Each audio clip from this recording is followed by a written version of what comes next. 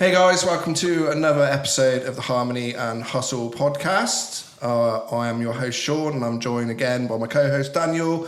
And today we have the wonderful guitarist, Mr. James Hackett. Hello. How you doing? And mate, I'm really stoked about this because obviously we don't know. This will be the first one we've done where we don't really know the guest at all, to be honest. So yeah, why don't you start by introducing yourself to us as well and the people listening? You know, like give us a brief rundown of what you do, your history, that kind of thing. Yeah, sure. So I've kind of always been into music. I started playing guitar when I was 8 years old. Have been playing guitar ever since. I had like brief moments where I played drums in bands and was the vocalist for bands, sort of, namely like around the local scene. The last band I was in before the one that I just left actually was I Defy. People might know that one. I've heard of them. I was also in The Argent Dawn for a little while, Eternal Lord for a little while. These are all bands I've heard over the years, like the names of. Long time ago. Not for a while, like 10 years. Like longer than that, but more like 15 or so years ago. I Defy, definitely. Yeah, but before The Argent Dawn was The Argent Dawn, it was called Dead Summer Rising. I played in Dead Summer Rising for a while. Prometheus was another one that I used to play in way back in the day. That was on drums, etc. It's not one of the best of the franchise for sure. But yeah, and then most recently I've been in a band called Our Hollow Home, which has kind of been what I've been doing for the past like sort of 2.5 years, which is now sadly ended. So yeah, I was just about to say that's the one that's no longer going. Yeah, you could say that. Other than that, I've been around sort of the music scene for a long time. I've helped like bands with recording in the past and things like that, and sort of, met a lot of people in and around Swindon over the years, and yeah. Are you quite well versed in like production and stuff then? I wouldn't say like crazy well versed. Like I get around. Your stuff sounds good. Thanks, man. I'm like, damn, well, that sounds better than my shit. Yeah, I don't think I'm like by any means like a professional at it, but like I've definitely like researched it and learned a few bits and bobs and things like that. But I wouldn't. If you're any kind of serious band, I wouldn't approach me for recording. Maybe if you want a demo or something like that, that's fine. Do you know what I mean? But there are better people out there for that. You know what I mean? But yeah. So how did you like first get into playing guitar then? Like as a first point of call? So I went to a Catholic school in Stratton. It's called St. Catherine's. Yeah, I know that one.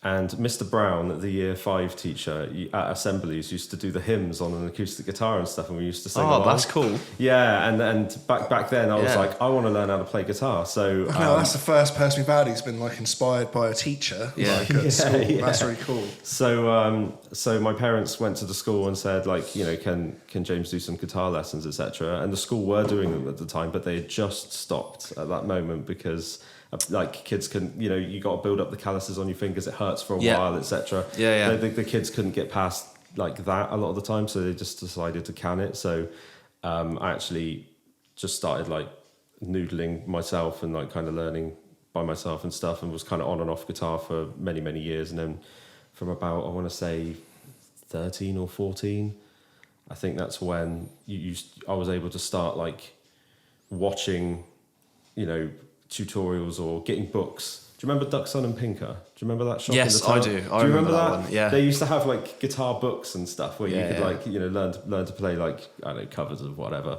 It's just like picking up books like that and stuff and watching videos and things like that. And then when I saw Run to the Hills Iron Maiden music video on Kerrang in my mum and dad's living room. You're like, I'm going to start taking this seriously now. Kerrang started so many music careers. I saw the dude rip that guitar solo, and I was like, I want to play that one day. And that's kind of how it all kind of began. Really, was just sort of from a very early age, I guess. Fucking hell. It's interesting, those books, I remember those because they sold them on Holmes Music as well. Yeah. That's not really a thing anymore because people just learn from YouTube and that, I guess, now. Yeah. It's weird. That's how you used to learn shit. You'd go to the shop and buy those books and be like, oh, I want to find like an Iron Maiden one, and then learn all their songs. Yeah. It's crazy. That shop's a Subway now. Yeah. What is... Ducks and the Pink, yeah. Oh, that shop. Yeah. Oh, I remember that. Remember that? Like downstairs was all like pianos and stuff. You and just then upstairs unlocked a memory. Yeah, man, the one on the corner. Yeah. Oh, mate. Yeah, I remember you just going in there all the time. Good times. Because it was massive. I remember it was bigger than Holmes and Kempster's. Mm-hmm. That's crazy, mate. You just like unlocked a memory there.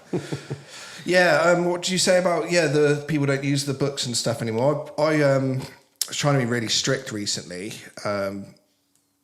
Obviously, I've always been into guitar, but I always get like times where I have a break, and at the moment, I'm like proper back into it again. So I'm like, right, I'm getting the books out, sit cross-legged on my bed, like the Hal Leonard, like Hal Leonard books, learning scales and modes and shit, and yeah, I'm trying to bring the books back. Gives you a good foundation, I think. Yeah. All right. What was your like first band then? I guess so you learned guitar, you got pretty proficient at it. Like, how did you first get into playing with other people? So my next door neighbour was like a member of like the Salvation Army and played like the trumpet. This is before like I knew anyone, sort of thing. So we just made this like horrible band. Like we recorded.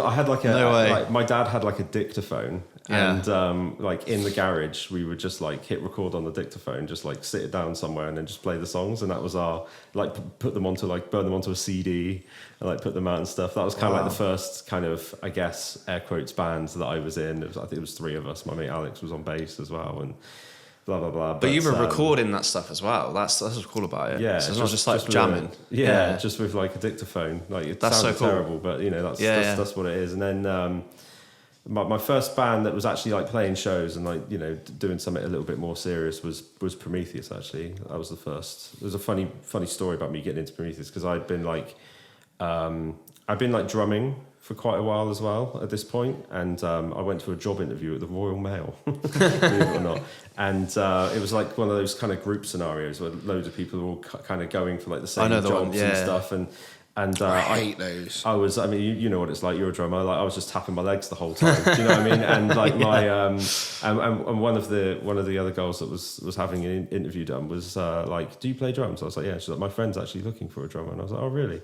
And then that's how I kind of ended up joining Prometheus, was like through a job interview. At Royal Mail. That's so random. Yeah. Wanted the job at Royal Mail. Just goes to show though that opportunities are they do everywhere, aren't they? You don't know where they're going to come from. I think it's a valid point. Like when you meet people, you got to like unlock that sometimes. So you never know like who you're going to meet. Like I've met so many people like going out on nights out in Bristol. Admittedly, some of them it doesn't follow up on anything, but you just meet all these interesting musicians. But you got to put yourselves in those situations, I guess. Yeah, it's all part of like the networking and that. Yeah, 100%. I wasn't even looking for it; it just happened. Do you know what I mean? And then from there, that's when I started meeting other musicians in the local scene and things. And then bands would just kind of spring up in places, and then you would join them because you're friends with them now. You've played a handful of shows with them. You're all hanging out. You know, it just becomes like one big.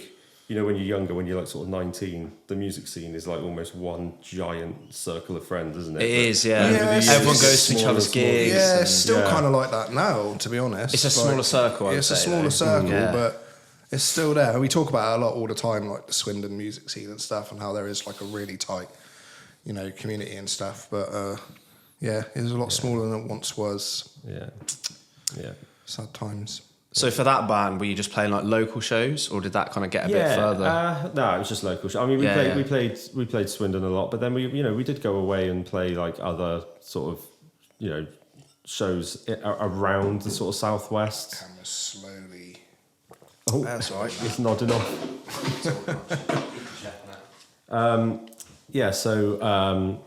We played like a lot of C-list towns and small pubs and small clubs and C-list towns. Yeah, just like nothing crazy. You know, playing like the lower end of the scene. You know, like we played like a strip club and Really? Yeah, that's an interesting one.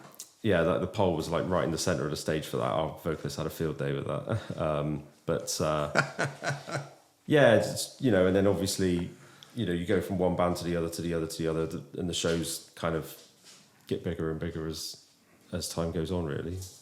Nice. So how did that lead you into the band that just sort of split up, sort of? This is what the reason. This is just to sort of give some context. This is kind of the reason I wanted to get you on, because you popped. There's like a bunch of us in like a group chat for like Swindon music scene and stuff, and you popped a song in there, and you mentioned that your band had just split up. Yeah. I listened to the song. I was like, "Fucking hell!" I was like, "This guy's just split up from this band that's been going for ages, and he's like straight back out there." Straight back on the hobby horse, so to speak, making music and just getting on with it. And I found that really inspiring. I was like, I'm going to pick up my guitar. I'm going to get back into writing and stuff. Yeah, so like the thing about that, like where that sort of came from was like rewinding it back a little bit. I played in I-Defy, and music at that point was like my life. It was like, you know, everything I did all day, every day, apart from like working in some like dingy warehouse or whatever. Yeah.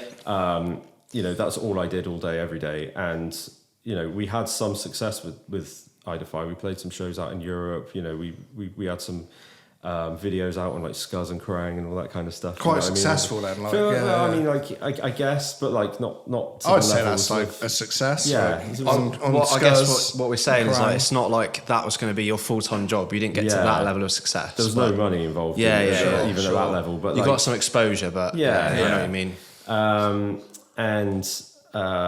We did really well, and then when that band broke up, it broke up like quite hard, and it was really like personal the way that it broke up and stuff, which I won't get into, but it ruined music for me at the time. Really, like I thought it was full of snakes. I thought like I didn't want to be involved. So because there's always so much drama, even when like you know even when it's not connected to you, you're hearing about drama between this band and this person and that person, and someone's misses over here with this guitarist in that band, and it gets really messy, and people just get a bit too close and stuff. And at the time, like the way that band broke up, I was just kind of like, I'm out of this. I don't want to be involved in this anymore. It's upsetting me being involved in the music scene and stuff. So I actually stepped out of the music scene for a solid 14 years.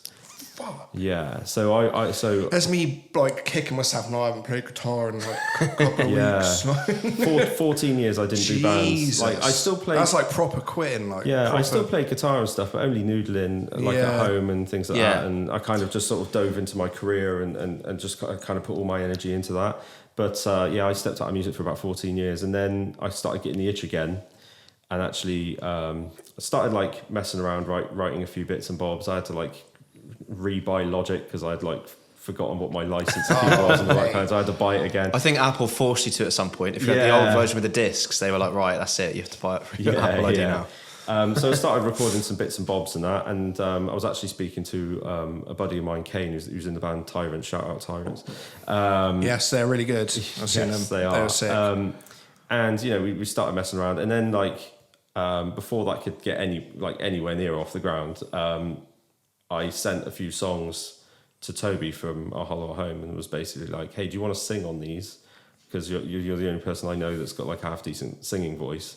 Yeah, because that's you singing on those demos. Is that right? The ones I've been seeing. That's not Toby, but yeah, is it you? It's not me either. But we'll get onto that in a minute. Okay, sorry, I'm jumping ahead. But like, he. I approached him. I said, "Will you sing on these demos just so that I can?" like put these songs out for like auditions and blah, blah, blah, blah, blah, you know what I mean? And then he messaged me back just saying, this comes at a really interesting time. And I was like, why is that? And at the time, like 4 of the members had all left. So he was the only member left, and he told me that, and I was shocked because I'd been like a sort of a Hollow fan for such a long time. Because back when, this is how long Our Hollow had been a band for, I was in I-Defy, and we toured with like a previous iteration of Our Hollow Home called Deadlines, which was all the same members, just like different names. They just changed they just rebranded. And I knew them back then because we did that tour, and then I recorded them, and then they changed their name to Our Hollow Home, and then it kind of just carried on from there. So I'd known them for a really long time, and a lot of the original members were still around, bar like 2, and I was just like, wow, this is crazy. Like, what sort of happened? You know, and he kind of explained what had happened. So they all had their own individual reasons, and they were getting quite big. They'd done like a bunch of shows with A Day to Remember. They did like a few shows with The Ghost Inside. We're doing big European tours like 3 times a year and stuff. And I was like, you know, you guys are killing it, because they've been a band for so long. And he said, you know, do you want to join? And I was like, yes. Hell yeah. So that's when I kind of stepped back into music again, and things were going like super well, and it kind of felt like the real me had come back, if that made sense. Do you know what I mean? Which was amazing. And then as time kind of went on in Hollow, things that seemed amazing weren't actually all that amazing. It turned out that this guy was not very nice. And it got to a point where we kind of found out that there was some shady stuff going on with money, and we found out that, you know, people were being treated really poorly. And, you know, it was actually me first. I decided to step away from the band. And that band was signed at this point. Yeah, to right? Rising Empire. Yeah. Yeah, which is like an offshoot of like Nuclear Blast Records.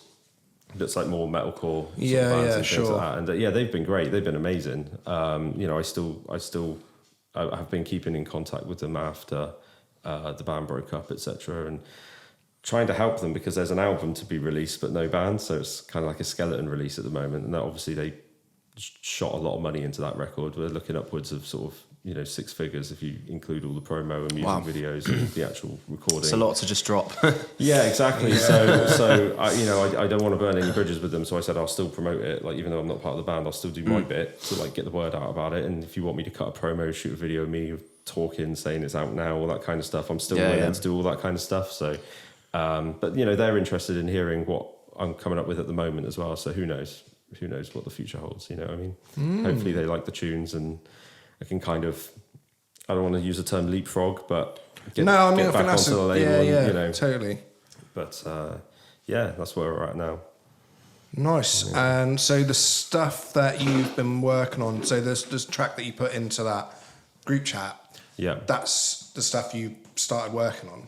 Yeah, so the first song that I started working on was called King of Nothing, which was kind of about the whole situation with the sort of, with the one member and all the rest of it. And at the time using that as like a therapy track. Yeah, at the time I felt very, I don't anymore, but at the time I felt very, very angry at the whole situation. And I sat down and the first thing that I wrote was just death metal. Yeah. It's just what came out. So I did that and that got quite a lot of attention, obviously. Yes. And then the feature that I got involved in it was a previous vocalist from My Hollow Home as well. So a lot of people were like kind of excited about that knew about it. It was, it was a cool song. But then the next thing I wrote after I sort of calmed down a bit was more like metalcore, like more like my roots again, etc., etc. And progressively, the more songs. I mean, I've got. Is this the stuff that you were singing on? Yeah. So it is and it isn't. So okay. I'm not a vocalist. Sure. So I'm just a guitarist, but I want demo that has vocals on it. Okay. So I'm doing have you ever seen those metalcore SpongeBob videos? I was not expecting that. No. Right. So there are on YouTube. There are metalcore songs that have been written, but the voice that you're hearing is SpongeBob and Plankton, and honestly they're so good. They're ridiculously good. But basically, what it is this guy is he's screaming and he's singing. And recording the whole song, writing it all and that, but his vocals he's feeding to an algorithm that changes his voice into SpongeBob. That's cool. So then he'll put out a video that's SpongeBob does metalcore or something like that, and it just drums up tons and tons of views. And so this is what you were doing, and that's what I'm doing. So I'm writing the songs, I'm singing, and I'm screaming. Show me how to do this. Yeah, I'm singing, screaming, everything into the microphone and that. But screaming, fine. Singing, terrible. Yeah. So sure. So I'm singing into it, melodyning it. It's then going into the machine getting deep into and giving me back a voice that doesn't sound horribly melodined and actually sounds half decent. And then I have demos that have vocals on. Yeah, right? I didn't notice. Yeah, now I can be hey, do you want to audition? Here's some songs. Here's the melody. Here's the melody. Here's everything. Really here's all the words. And then I can just give them the instrumental version of it and just be there you go. You've got a reference guide vocal. Yeah. And the kind of thing that I want, the kind of voice that I want, the kind of styling and tone and things like that I want. I'm not obviously going to get the exact same thing as what the machines do. No, but it's a good thing to aim towards. Yeah, it's a good way really of because the way I write is I write vocals first, which is kind of weird. So I do. I was going to ask you about your writing process. Yeah, so I start with vocals. So I'll sit down sometimes pen and paper, sometimes just notes on my phone. Just words or melody? As I'm writing the words, I'm kind of singing, humming a melody to myself, whatever. That's interesting. Yeah. I've tried that. I can't do it. It's the other way around. I never used to do that. I used to do it the kind of standard way where you would write a guitar riff and then you'd be cool, and you'd start programming the drums in and then The vocals the last thing I do. Exactly. And then you try and fit the vocals, but I tend to find that I end up writing stuff a bit too bit too techie. Yes, and then it's hard to squeeze vocals. This is my problem. Yeah, so I started committing to doing the vocals first and the vocal melody. So I'll have something and I'll start with the chorus usually, and I'll be humming that to myself, and then I'll pick up the guitar and be what are the chords to what I'm singing. and then I would figure out what they are. Interesting. And then I would go, right, I have a chorus, and then I'll be like, what happens after the chorus, what happens before? And I'll either work to the end of the song or I'll work to the beginning and then complete the rest of it.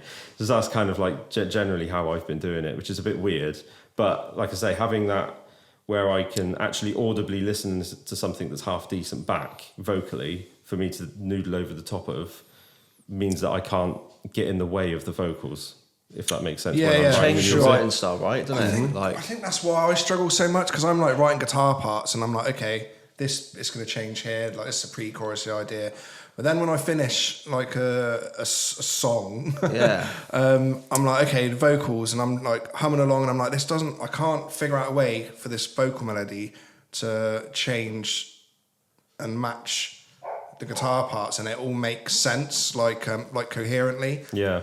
So maybe I'll try it the other way around, because it does seem like, maybe having the vocals be the guide and dictate the guitars. I think even having that mindset helps you, because I found, like, obviously I started on drums and I learned guitar, and then when I'd write guitar, I'd be like, okay, now I think of the drum part very differently. Same sort of thing. I'd play like a much simpler drum part for the track, because I'm like, okay, I'm thinking about making sure there's space for the instruments. Yeah. So it's almost like having a different perspective on like how you write. And I guess that's what's good about when you write with other people.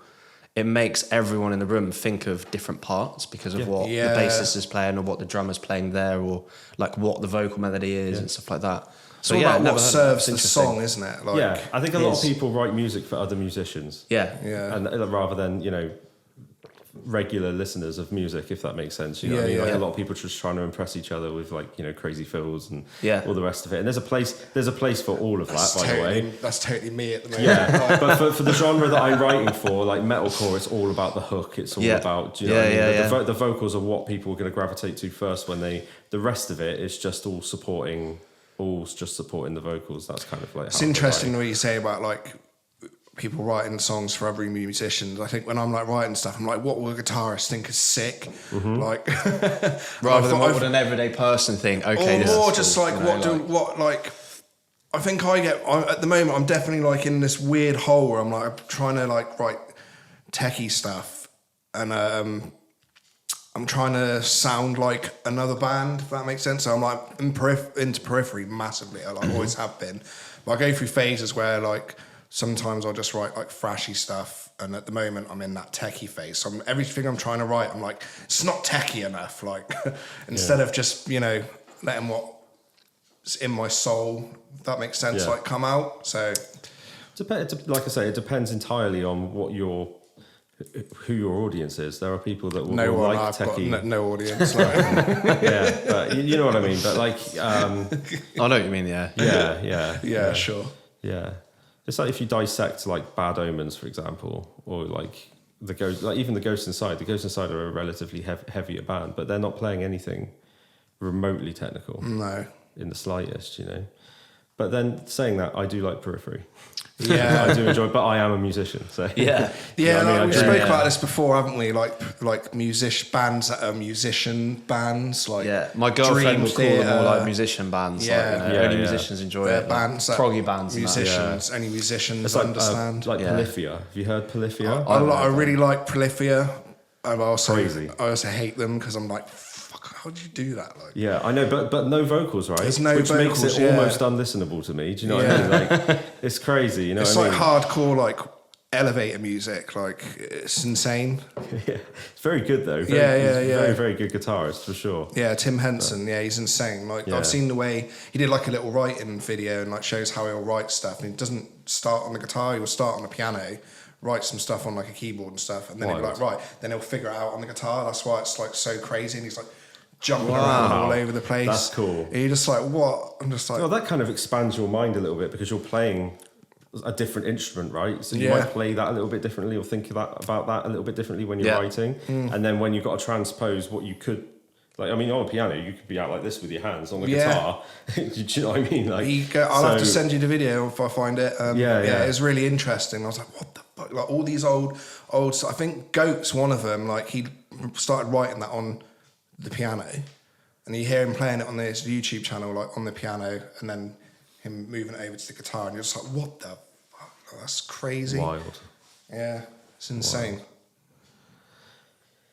Very talented. Yeah, I'd like to see him live. Be really interesting. But again, it's a musician's band.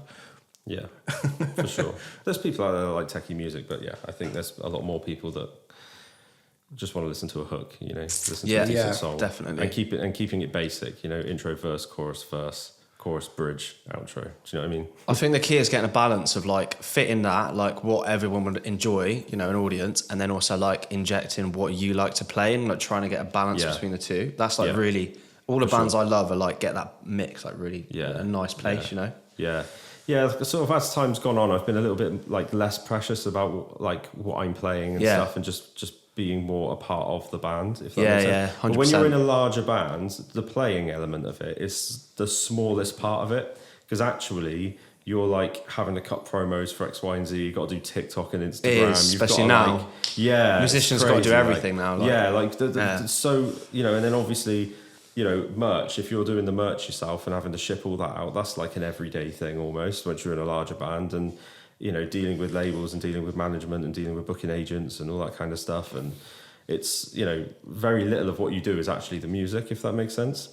So touring is crazy. It's the van rental, and then you got to get crew together as well when you're a larger band, because you might have like more stuff going on. You might have like lights and like a dedicated sound guy and like a rig and all that kind of stuff. You can't manage all that yourself. You can't manage all that yourself. No, you need to have like more people around you. So like organising all of that, even things like since Brexit, you got to have like this thing called a carnet now. Yeah, like documents for all your gear and stuff. Yeah, and just like if you don't know what one of those is, the first time it happens, it's so mind-blowingly complicated. You know what I mean? I think like the everyday like listener goes. People who go to see bands don't necessarily realise that all that stuff goes on and all the work that you put in. That's not just hear songs that just spontaneously come out. Like there's all these like factors of like years of practice playing guitar, and then all the organisation, like you said, of renting something as simple as renting out a van and like could be quite complicated. But like for me, like it's almost like you don't have that much time to really get too precious about like are you being able to show off on guitar by playing something crazy techie in front of loads of people and all that kind of stuff. For me, like when I'm playing a show, like a festival, for example, or something like bigger, I hate the techier riffs, because I'm like, I'm tired. I can't screw this up in front of all these people. I'd much rather just be like jamming chords and like throwing my guitar around and stuff. Because that's another thing, is like the performance. Like if you're playing something that's really more technical to play, it's much harder to perform. You're a lot more rigid. Yeah, you know what I mean? Like, in like in a metal band and stuff, you want to be throwing the guitar around and I think with any style of music, really, just to play with that amount of energy. And I find the same, even just playing shows like locally, when I've got to lug my whole drum kit and set all that up, like lug all the equipment, set everything up. It's like I'm already tired by the time I'm starting to play. Yeah. Like if I have to play something super complicated, it's just not going to come out well. Yeah. I'd rather play something simple and like execute it like really well with like a good performance. Yeah, just a solid hook that you can like hear a crowd sing back. It's a very humbling conversation. I'm like slowly getting smaller and smaller. I'm going to go home and reevaluate my ego.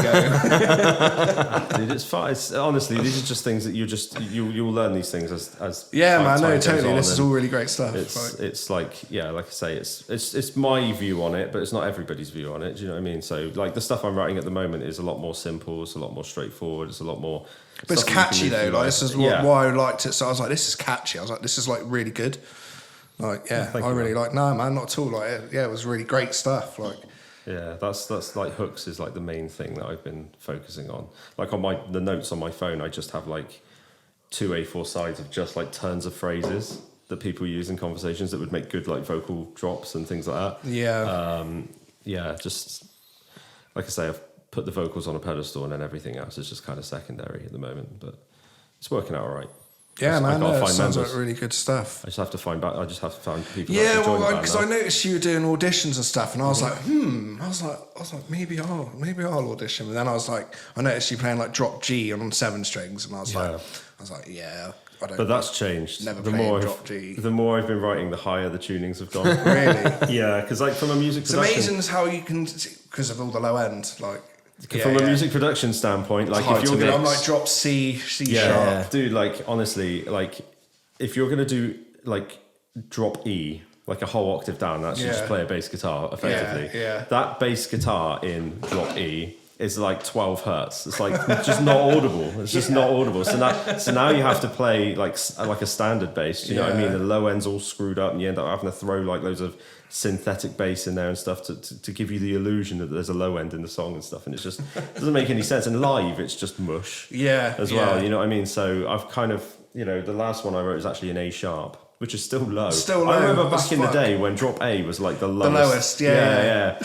Yeah, like Architects, I think, playing like drop A or A sharp. And also, I think, and this is going to be controversial, but I'm just going to say it anyway. I think that people just use extreme low tunings to hide shitty songwriting. Okay. Yeah. Because it sounds cool, right? Yeah. To be in low tuning, so you just get away with so much more. Yeah. You know, just single string stuff and blah, There's blah, blah. been so many bands that I've seen recently where the tunings are like super low, and I'm like, I can see they're doing a lot. Do you need it to be that low as well? I can't hear Like, what it is. There's so many metalcore bands It's that just are There's so many metalcore bands, and to be fair, Hollow was one of them. By the way, I can't take credit for much of the songwriting because we weren't really allowed. But like, if you just tune up our Hollow at Home, it just sounds like Parkway Drive. Yeah. It's just Parkway Drive do and they drop play G. in standard? What Parkway Drive? What do they B. play in? B. A lot of stuff is in B. Some stuff's in A, I think.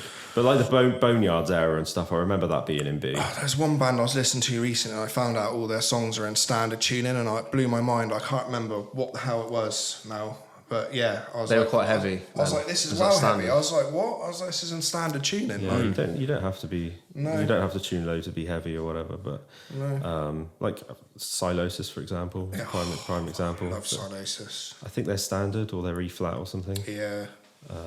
But yeah. It's absolutely mad because I'm in drop C and drop C sharp. Well, I've got loads of guitars, different tunings, but I tend to go for drop C sharp. I think my main guitar's in, and I realise there's not really much point because I don't have a singer or anything. So I could do anything I'm writing in drop C or C sharp, I can do in drop D or you know. Yeah. So yeah, it's interesting, but you get that bigger low end.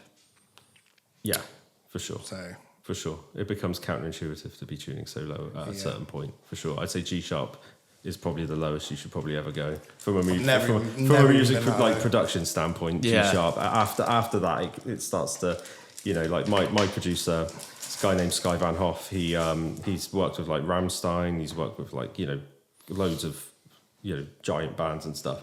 And we used to make memes about him and send it to him all the time because we just made a song in like one of the songs on the album's in like double drop D. And we used to just make memes about like him like having to buy like a 40 string bass, you know.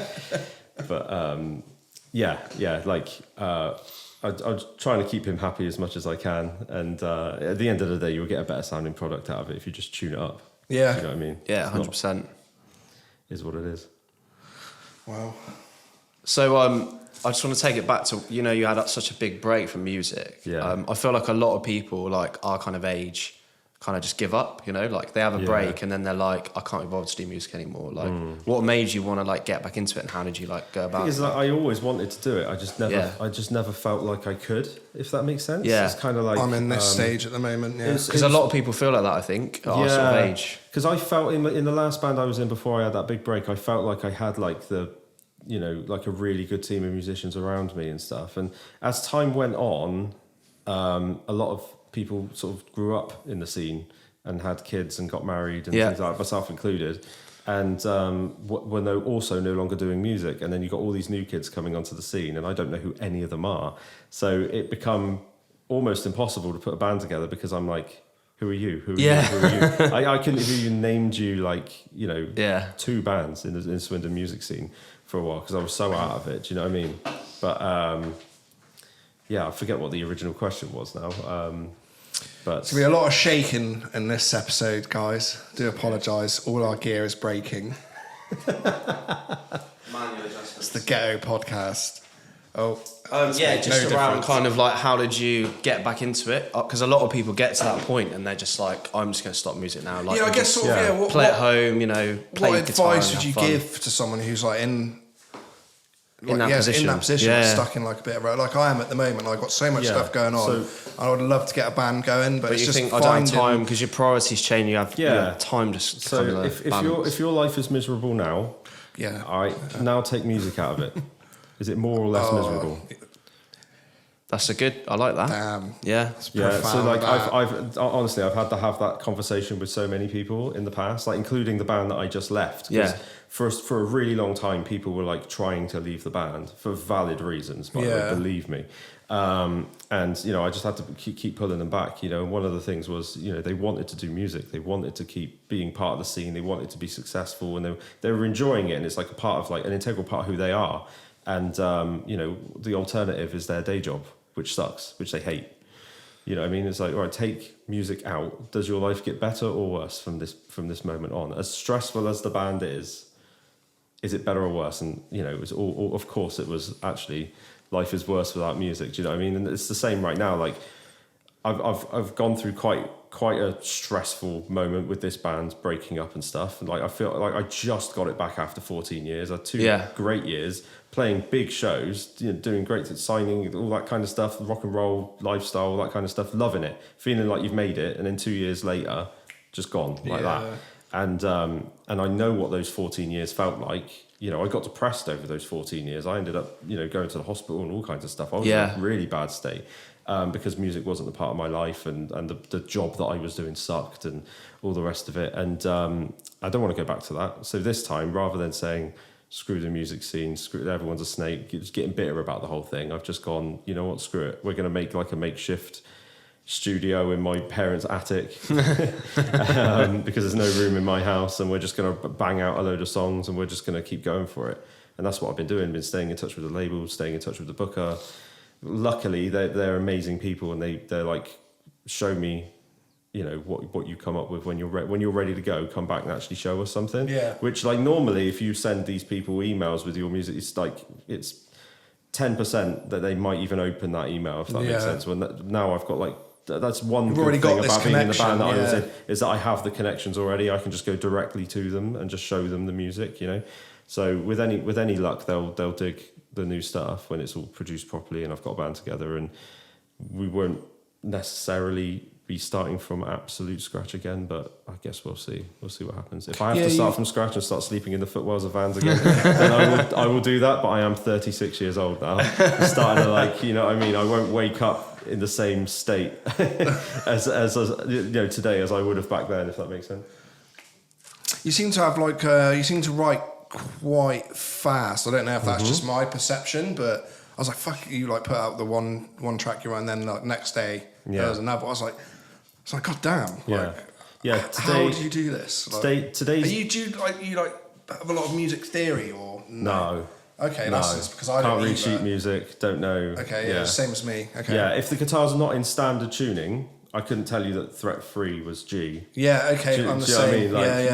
But no, like, so I guess that a lot of that comes from actually writing the vocals first, I think. Yeah. And getting a chorus down first. Once you've got a chorus and you kind of know how that tails off, for me at least, the next section becomes a bit more obvious. Yeah.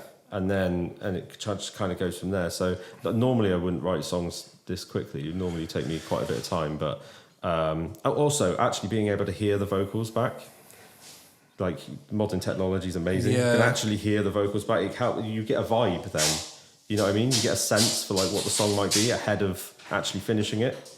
So a lot of the time these songs kind of write themselves in a way. But, I mean, you guys probably know from writing songs, sometimes you write a song, it takes like a week to get it down, and it's been like a real slog to finish it. Yeah. Other times you'll write a song in 3 hours.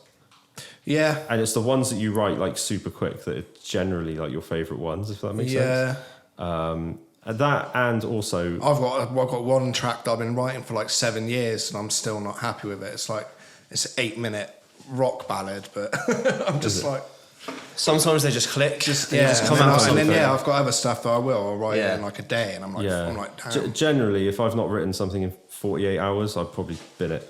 Yeah, really. Okay. Yeah, I've got loads of stuff. That's pretty ruthless, but it's a good way of doing it. Yeah, if it doesn't like flow like that, I get rid of it and I move on. It's that flow. That's literally what it is. It's like when a song is flowing, like you're connected to it emotionally. You're playing really well. You can think quite clearly. It's going to obviously be this bit for the next sequence or into the chorus. You know what I mean? It just fits together naturally normally when it's a good one. And at the moment, like, you know, like I guess I'm more emotionally loaded. Yeah. The band's just broken which up helps. and things like that, which It's helps. like that's your fuel. It helps with writing lyrics, and lyrics is like the first thing that I write before the hooks and all that kind of stuff. So that helps. Doing a lot of walks.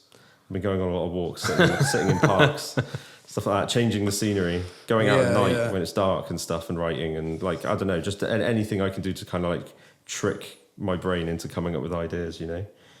But pretty much I don't really know how the songs are coming out so quickly, but they are, which is good. Yeah, I'll take that. I'm like halfway through the 8th one now. Today is day. This is what I mean. Like, today's day 19 of me writing. That's good. Yeah, and you've got 8 tracks in the bag. 8 tracks, almost. but I wouldn't necessarily say that they all sound like they should be made by the same band, if that makes sense. Like some of them wouldn't be on the same. Like one of them's like a death metal track, and then some of them are ballads. It's just kind of, I don't know, been on a bit of an emotional roller coaster. Do you know what I mean? So the songs have been. You're just like get it out kind of thing. Yeah, it makes sense. I've probably got maybe 4 that I think could probably play after each other on the same record at the moment of the 8. But I've got like 2 ballads. You wouldn't put, like, especially on an EP or something, you wouldn't put 2 ballads on one EP. That would be silly. but yeah. Wow. No, that's like I said, like, it's super inspiring to see someone, like, obviously it's not nice to see someone, you know, going through a struggle, but it's just super inspiring that you're able to just get straight back out there and just continue writing and use that as fuel to. Yeah, part of it is that I'm 36 years old now, and it takes a good 10 years for a band to get sort of any kind of notoriety and stuff. And 46 just sounds like end game when it comes to like music career. Do you know what I mean? So like, Steel Panther in their like 50s when they AC/DC now, bloody hell, they're getting on, aren't they? Yeah, but I mean, these guys have been famous forever. But like, like, you know, it definitely feels like the clock's ticking. So yeah, I can relate to that for sure. This definitely feels like probably the last chance I'm going to get at doing something from the ground up without an opportunity coming from like another band where I can just join that are already big. You know what I mean? Kind of similar situation that I had with Hollow. Do you know what I mean? So at the moment there are no offers like that, so I'm just gunning for it with this new project.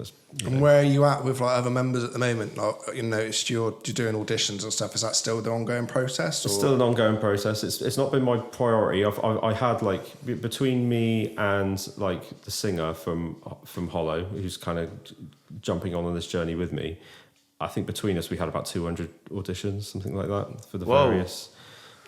Jesus. Yeah, so like getting through them was a bit of a task, but it was kind of getting in the way of writing. Yeah. The thing is the auditions will still be there in a couple of weeks' time, but my like inspiration and writing and ideas and stuff will not still be there. You have to take that in the moment. I've been focusing mostly on the songwriting, getting the ideas down, and occasionally checking out the auditions and stuff and like chipping away at them rather than just kind of. Because I know what I'm like. Once I start sinking myself into the auditions thing, that will be all I'm doing for like a week straight.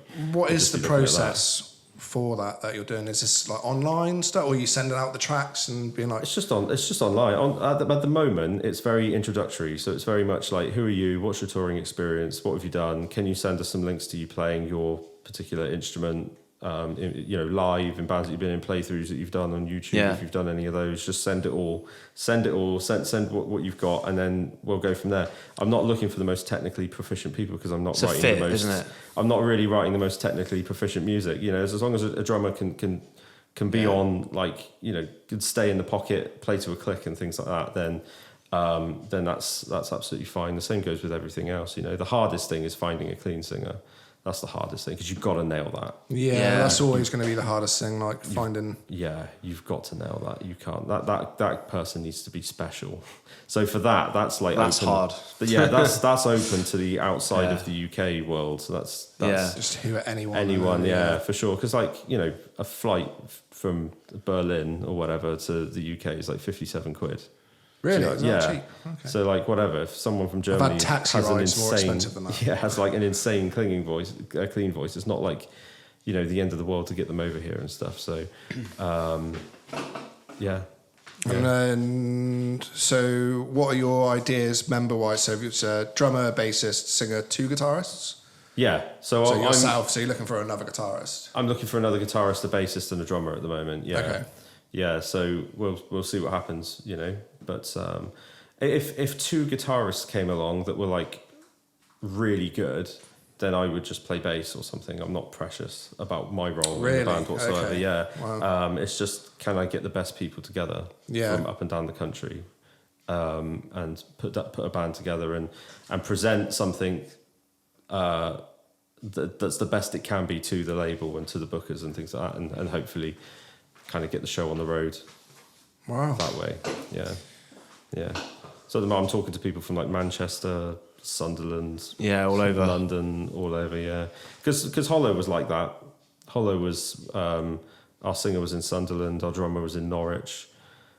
Toby and Matt were in Bournemouth and Southampton. And is that a bit of a mission? I mean, I suppose for writing, you can write virtually these days, so that's not an issue. Yeah. Like you can record your parts in your own place, and then I guess you just got to come together for rehearsals anyway. Yeah, so we would come together only like before a tour, and then and we would come together earlier before a tour to like get the most out of our time together. So we would try and book like music videos and photo shoots and other bits of content that we needed to Whilst you're together, that makes sense. Whilst we're together, yeah. So people aren't doing a trip for a tour, going away, and then coming back for a music video and going away, coming back for promos and going away, because that doesn't make any sense, especially when people are travelling like all the way from Sunderland and stuff like that. So that's the way we did it, and it worked out quite well. And obviously we got musicians that were proficient in their instruments and knew what they were doing and would practice at home every day. So when we got together and we played live, you can just play the set. We could just play it, and it's all to a click anyway. And everyone had in-ear monitors and stuff. So as long as you're, what you're hearing in your ears is what you were hearing at home, pretty much. Do you know what I mean? Yeah. So as long as you were practicing at home and stuff, we would get together and it would just be tight. We'd have to run the set 2 or 3 times or something like that. But that's it. And then you get tighter when you're on tour anyway, because every show's it's a like practice. practicing, isn't it? Yeah, you're practicing every day when you're on tour. So the set just gets tighter and tighter, really. Gets tighter and tighter. Yeah. If you want to see a band like at their tightest, go to like their like third quarter of their tour or something and watch them then. Yeah. Cool. Yeah. Anyone listening, I suppose, if you're interested, send your audition. Send your auditions. So I'm easy to find on Instagram and Facebook and stuff. Yeah, where can people find you? I think we'll sort of wrap just up about on to a say sec. that, Yeah, sure. So most of my music stuff at the moment is going on my Instagram, which is James_Hackett__. Cool. I'll put it in the appropriate places so people can find it easy. Somewhere. The description. The description. That's the word I'm looking for. Also, just James Hackett on Facebook. You'll find me on there. Feel free to add me. I'll accept anyone pretty much. That comes my way, as long as you're not, some fake ladies selling their OnlyFans at me or something. Right. No profile photo. But crypto. By all means, and just get in contact and say hello and all the rest. Even if you're not auditioning and you're just part of the local music scene, that'd be great. It's great to be part of the local music scene again. It's been so long. Yeah. Do you know what I mean? It's wild. But come say hello. Great. Cool. And your tracks, they're up online as well? They're all on my SoundCloud, on your SoundCloud as well, so I'll get that link from you too. It's not a dedicated / James Hackett type. It's like all random numbers and letters and jumbles and stuff. I figured as much. Yeah, you'll find it in my bio on my Instagram. There you go. And the same on my Facebook as well. But we can just throw it in the description or something. It makes it easier for everyone. Yeah, for sure. Nice one. Cool. All right then. Well, thanks for coming on, James. It's been really great. It's been thanks so much. Some profound words and some interesting advice and lessons I'm definitely going to take home and put into practice. And I hope you guys out there will do the same. Yeah, perfect. Thanks everyone. See you next time. Cheers. Bye bye.